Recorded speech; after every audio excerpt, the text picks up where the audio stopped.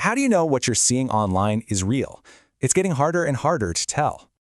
I mean, with AI content everywhere, we ask this question almost every day. It's a genuine crisis of trust. This trust problem, it's fueled by both accidental misinformation and, well, the much more deliberate disinformation. But what if there was a way to bring some transparency back?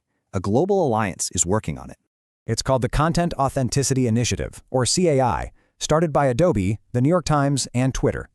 And from just those three, it's exploded into a massive global community, all trying to restore trust online. Because at the end of the day, it all comes down to one single thing: trust. It's everything. Their big idea is something like a digital nutrition label for content. So how does that actually work?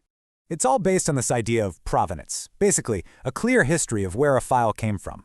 From creation to editing to publishing, a secure, tamper-evident record of changes is attached right to the content.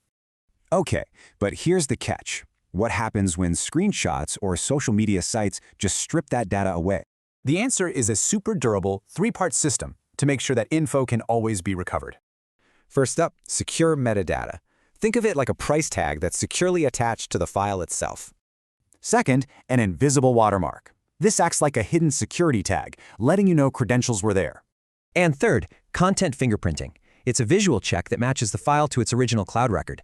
And this isn't some proprietary tech. It's an open standard called C2PA, so anyone can adopt it. You've got major players from tech, media, and even human rights groups all collaborating on this. We're talking big names like Microsoft and Nikon, plus news organizations like the BBC. They're all in. But, and this is really important, this isn't a truth detector. It's not designed to spot fakes for you. Instead, it just gives you the facts. It gives you the evidence, so you can decide what to trust.